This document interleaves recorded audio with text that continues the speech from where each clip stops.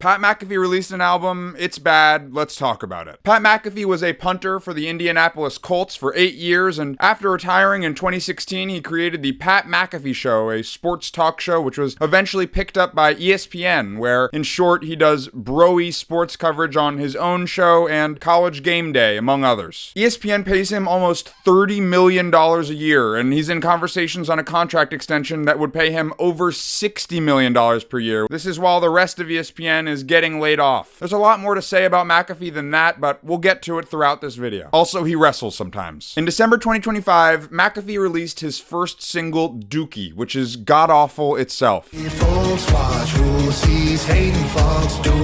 And then he announced his debut album on July 22nd. In an Instagram post, he said, "For as long as I can remember, my mere existence has made people hate my guts. Literally since elementary school. Teachers, administrators, other parents, you name it. I didn't understand it as a child, but throughout my life, I've come to realize that this is just how it's gonna be. I've been writing songs about it all for 20 years. It's time to let them out. There's a lot of headlines and narratives about me. If I was to die, I'd like my kids to know exactly who and what their dad is." The Diary of a Polarizing Figure, August 14th, 2026. Notice the AI font here, the lack of quotation marks at the end of this sentence. This is not the AI cover that McAfee eventually went with. Instead, he went with this one. Notice the rip across him that splits him into two. Usually there are two different sides on each side of this rip, like this or this or this. But instead, Pat McAfee is the same on both sides of this rip. Either that's a statement or an AI mistake, and I'm gonna guess it's the latter. All of that is to say, you're about to make $60 million a year. You can afford a graphic designer to make you a cover art. I digress. In short, Pat McAfee's been writing songs in his notes app. I've been writing for like the last 20 years. I would just write random lyrics or choruses or melodies just to get me through life, what I was going through. And then he credits a conversation with Jelly Roll for helping this come to life. So I told Jelly Roll about that. I was like, at some point in my life, I got to find out whether or not these suck. Welcome back to the channel, Jelly Roll. He released The Diary of a Polarizing Figure on Friday, August 14th. Fellow ESPN anchor Dan Orlovsky called it, quote, legit good. And Kirk Herbstreit, also of ESPN, said it had some strong lyrics and really good messages. Hopefully people are going to be able to not just enjoy the music, but really listen to the words. In the last 72 hours, I have listened to this album 7 times. I sacrificed not only my own sanity, but also my Spotify Wrapped for you. You are welcome. Like the video. On The Diary of a Polarizing Figure, an incredibly auto-tuned Pat McAfee sings and unfortunately raps about being rich, death being inevitable, and saying fuck the haters over painfully stock country pop backing. It's midlife crisis music. There's effectively nothing original in this entire project. It is deeply derivative and bland. His lyrical depth is about what you'd expect. There is zero poetry or nuance to his writing, and what little personality he does show leaves the listener at best scratching their head in confusion and at worst actively laughing. It's a cheap imitation of country rock. McAfee, who was born and raised in Pennsylvania, puts on a southern accent across the project. It's a little bit bizarre. And the instrumentals do not help whatsoever. There's not a single interesting musical decision made across this project. Every backing track is formulaic and dull. On my first listen, I was convinced that this whole thing was made by, or at least with, AI music generator Suno. Then I gaslighted myself into thinking that it might not be AI because real musicians seem to have been involved in the project. And then this morning, I learned that Suno was indeed involved. Country super producer Ernest, who is pictured here with McAfee and has written for Morgan Wallen and Jelly Roll, among others, said in an interview that McAfee, quote, has been writing lyrics for years. Like his phone is so full of notes, stream of consciousness, poetry, stuff like that. And he started plugging his lyrics in and chanting it into Suno and getting Suno demos of his songs. And we came together and I was like, yo, we can go in and cut this stuff for real. So this did indeed use AI. I don't need to tell you why using AI for music is not only deeply soulless and uncreative, but also steals from musicians. I could talk about it for a very, very long time, but there are other videos for that. What I will tell you is that it makes me lose all respect for McAfee's creative process. It's cheating the system to make painfully substanceless country top 40 slop. This album is a heap of meaningless drivel. It means that this album is certifiably not worth listening to even once, let alone 7 times. Pat McAfee, Tyga, Phoenix Flexing collab coming soon. Beyond AI, the biggest problem with this album is that it is so boring. McAfee is obsessed with hooks, and each song is like 70 to 80% bad chorus. It's so monotonous, partly because all 14 songs are in the same key. I don't want to get copyrighted here. Pat McAfee, if you're watching this, please don't demonetize this. You're about to make $60 million a year. You don't need more money. But if you go to Spotify and play every song, it is in the same exact key. It's crazy. This is why you keep Suno away from your album. I recorded my first listen to this album. I barely said a word, and I yawned a lot. Okay, if Pat McAfee actually wrote these lyrics, well, let's look at them. Yeah, I got a pit bull and a mugshot. The album begins with Pitbull and a mugshot, which opens with this incredibly powerful stanza. Wake up in the morning, smoking coffee, no cream, scroll the feed, see some tweets, all some crazy ass scenes. I also wake up in the morning and check Twitter, but this pretty much sets the lyrical standard because it is followed by quite the pre-chorus. We all hate the same folks, mostly lame bros. All the Aunt Karens need go back where they came from. First of all, we do not hate the same folks. This is Pat McAfee greeting Donald Trump at the Patriot Games last Tuesday, August 11th. This is them sitting next to each other, and this is McAfee taking a selfie with him. We hate different people. Second of all the Aunt Karens need go back where they came from. Aunt Karens? Who calls Karens Aunt Karens? Secondly, ESPN's about to give this guy $60 million a year, and he's opening the album with Go Back Where You Came From? Third of all, Aunt Karens need go back where they came from. Where do Aunt Karens need to go back to? Cincinnati, Ohio? And then we get to the hook. I got a pit bull and a mugshot, putting cliches up in a tough spot. The pit bull is in reference to McAfee's late dog Valerie, who sadly passed away recently, and he directly references in this song. Rest in peace to Valerie. The mugshot part is a reference to a mugshot he had taken when he was arrested in 2010. I'm not here to harp on old stuff. People should not be defined by their worst moment, but this arrest is hilarious. Let's just read this together. The 23-year-old was arrested for public intoxication. Police said McAfee took a pre-dawn swim in a city canal and told them, quote, "I am drunk," as he tried to explain why he was sopping wet. According to the police report, McAfee was asked whether he was swimming in the canal and answered, quote, "I am not sure." When he was asked why he was wet, McAfee responded, "It was raining." When he was asked where his shirt was, McAfee said, "In the water." And when he was asked how much he had to drink, McAfee said, "A lot, because I'm drunk." My biggest problem with this album opener, though, is these lines in the second verse and bridge. We all got problems and bullshit that we ghost. Systems missing the mark, leaving us doing the most. From the burbs to the country, all the way to the hood, we can all get along, and motherfucker, we should. And then in the bridge he says, forget the labels and the hate, they divide and conquer. We're all on the same rock, together we should wander. And all of that is true and hypothetically a good message, but you are literally sitting with Donald Trump. You don't get to say this. Like, forget the labels and the hate, they divide and conquer. Tell that to the president. It's completely empty and meaningless to critique a system when you are bowing down and kissing the ring. Systems missing the mark, leaving us doing the most. Like, yes, who do you think is doing that? Also, as a brief aside on this hook, he says, putting cliches up in a tough spot, and I'm not exactly sure what that means, but as you'll see, he is a big fan of a cliche. The Blue Collar Symphony. Track 2, Blue Collar Symphony, is the first of many songs about death and getting rich on this project. They say the good die young, a southern accented McAfee sings, and I'm scared I'm great, so I cherish each breath every God blessed day. I would be remiss if I did not mention maybe make a kick and we'll stickity stack racks. Maybe make a kick and we'll stickity stack racks. There are a lot of places on this album that McAfee tries to fit lines into rhythmic spaces that just do not work. It sounds amateurish, which makes sense given his experience, but he was working with professionals, and I just don't understand why nobody told him not to do that. I guess this is how you know he wrote it. The last minute and 30 seconds of this song are the bad chorus into a middle and guitar solo into a double chorus. This will be a theme.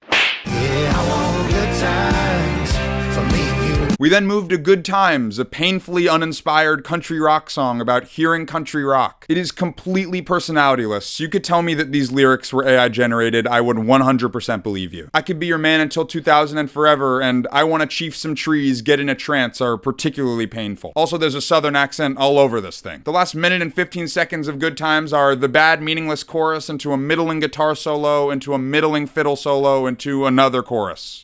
If I sing young me. Song 4 is Young Me, a slower, winding, hypothetically introspective track backed by a chorus of reverbed women. The chorus repeats, if I seen young me, what would I tell him now? Just breathe, it'll all work out, somehow it'll all work out. We get the most genuine lyrics on this whole project at the end of the first verse, when he says, you'll go through some heavy shit, damn near think of calling quits, just one click, a big shot could hit, a bye-bye trick to escape it quick, and then you'll think, if I seen young me, what would I tell him now? Just breathe, it'll all work work out. It's the only time we get a true look into the mind of Pat McAfee, a look that he promises with the album's title, The Diary of a Polarizing Figure. And even though this is the most personal we get with McAfee, it's not lost on me that even at his most vulnerable, McAfee's writing still weighs him down, particularly when he calls the thing I can't say on YouTube a bye-bye trick. It also makes me laugh when he says that he even moved cigs in the shadows of the night, as if selling cigarettes is edgy. Did he work at a corner store, or was he selling Lucy's on street corners? Or maybe when he says moving cigs, he means literally moving a cigarette to his lips. Either way, this line does not flow whatsoever. Am I the best or the worst? We are then treated to Polarizing Figure, the title track that is about the haters. He opens, I'm so confused and conflicted about this life that I'm living, everything that I do, some pumped and some shitting. And I'm not sure I can think of a less poetic way to write that. Am I blessed or am I cursed? The chorus goes. Am I the best or the worst? Every day I ask these questions and now I pray I get the message. This song has a particularly AI sounding vocal. It's processed to hell. Every day. And there are 6 choruses on this song, each of them more painful than the last. The biggest gripe I have with this song is in the second verse, where he sings, all of us so gullible, all of it's combustible, stories out of context from folks considered trustable, they're reckless with their narratives. And like, you don't get to complain about that when last year you spread a rumor on national television about an 18-year-old college freshman sleeping with her boyfriend's dad, which is an insane, gross thing to do, and yet it's exactly what you're complaining about here. You are the person considered trustable that is reckless with his narrative and shares stories out of context. That is you, Pat McAfee.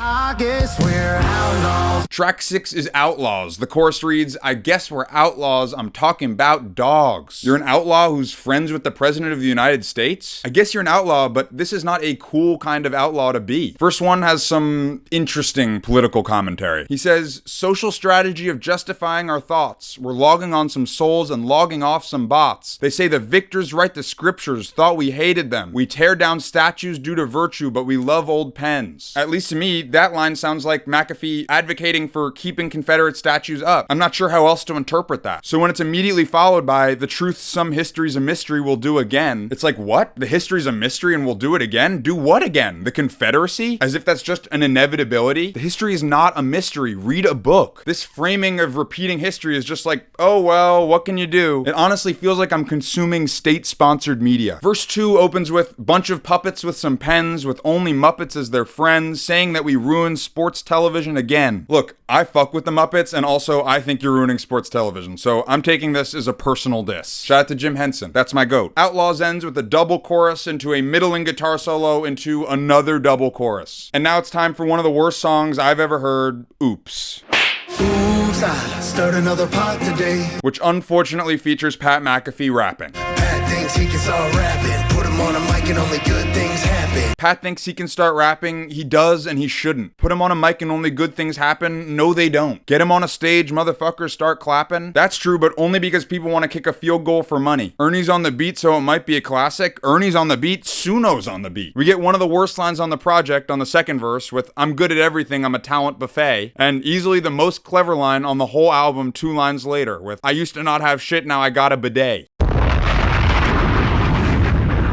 The hook is also awful. It ends, if we're all talking shit, I got a lot to say. But you don't, though. The best thing about this song is that it's mercifully only 2 minutes, 19 seconds and doesn't repeat the chorus a million times. And now for the best song on the album, Smokin'. I be smoking every night and day. I think this one is kind of entertaining, at least compared to the rest of the project. Admittedly, I respect the subject matter. Not saying it's well written or well structured or original in any way, shape, or form, but you know, I have to be honest here. If this came on in a car radio and I had never heard it, I might nod the head a little bit, man. You know, call me crazy. With that said, this song does not need 6 choruses. And I'm not dead, so life is pretty good. The 9th track is No One Ever Knows, where Pat McAfee goes ska, or at least ska adjacent. This one is all about death being inevitable. I'm not dead, so life is pretty good. Work my ass off like everybody should. Great to be above earth, not 6 feet below. How much time we got, man? No one ever knows. I'm not dead, so life is pretty good. I mean, that seems like a pretty low bar, I guess, but if you're about to make $60 million a year, then I guess life is pretty good, yeah. No One Ever Knows opens with, had to say goodbye to my favorite dog, and I want to hear about that. I would be 10 times more interested in a song about his dog. Instead, we get Live, Laugh, Love, Slop on a stock ska beat. The last minute and a half of this song is the longest double chorus ever. I wanna be rich as shit before I die. Track 10 is Rich as Shit. The line, "I want to be rich as shit before I die," represents a cross-section between McAfee's two favorite subject matters, I am rich and I am scared of dying. This one is boring slop, it's hilariously corny, and he says he worked his ass past off just to get by. Past off? It must be difficult being that assless. He also says, "Every day was Halloween, is it a trick or some treat?" Rich as Shit, as you may have expected, ends with another double chorus. They say big rain coming, but they don't know when. Track 11 is Big Rain Coming, which is so boring that I really don't feel like talking about anything except that it has 5 choruses and that Pat McAfee is obsessed with dying. You're alive, but are you living? Next is You're Alive, which is also about death, but also, funnily, still includes a line about cashing checks. It's so bad and void of any musical originality that I also don't really want to talk about it. Trying to be the go click clack reload. The worst song on the project is track 13, the completely unlistenable Click Clack. Not only is the hook terrible, but the verse is just unbelievable. I guess I'm an anomaly. My mom birthed a monopoly. It feels like there's no stopping. See, you wanna fight, we'll drop them. See, If Pat McAfee didn't make it to the NFL, he would be known for getting fried in TikTok comments. If you held Rag and Bone Man at gunpoint and gave him X-Lax, he might poop this out. Click Clack has 7 choruses, or at least we hear the hook 7 times, including a triple chorus at the end. so cheers to the South. Thanks for showing me some love. We close, finally, with Cheers to the South, in which the Pennsylvania born and raised McAfee goes full Southern accent while listing random cliches about things that happen in the South. John Deere, Jack Daniels, four-wheelers, drinking in a barn, cows, sweet tea, and for some reason, aunties. Plus he gets a death being inevitable line in. Not only is it terrible sonically, but it comes across incredibly forced, it's overproduced, and it's completely, wholly identityless. Also, there's a very strange line about heating 3 Amigos, which I don't know how to interpret. I'm just gonna hope that this is in reference to 1986 movie 3 Amigos, which I've never seen. The last minute and 30 seconds of this song are, you guessed it, a double chorus. It's not the worst song on the album, it's a very, very, very low bar, but it might be the most useful for torturing someone. The album's second to last line is, to sum it all up, cheers to everything. This is what encapsulates this album. There's no individuality, it doesn't stick to anything or make literally any original musical statement. Listen, this is a guy who does not make music and was literally trained by Jelly Roll. Look, Pat McAfee is a success story. When he was a senior in high school, he was invited to a kicking showcase in Florida. He didn't have the money to go, so he borrowed $100 from a friend, snuck into an underground poker club, and eventually won the $1,400 he needed for a ticket. When he got there, he didn't miss, even from 65 yards, until his try from 70 yards went wide right. That showcase earned him a scholarship to West Virginia, ultimately putting him on a path towards the NFL. Pat McAfee won the lottery of life. It makes sense that he'd make an album only about getting rich and being scared of dying. This whole project, if Pat McAfee truly put pen to pad himself, should have stayed deep, hidden in that notebook, and I wish someone close to him had told him that. Making music is awesome, and it can be a beautiful tool to get through things, and I think it's good that Pat McAfee makes music to help himself through things in therapy. That's a very healthy practice. But this album fucking sucks, and if you're gonna write for therapy, trust musicians to make music, don't use Suno. The cover makes a lot of sense. It alludes to having a duality of self, a deeper struggle, and while McAfee references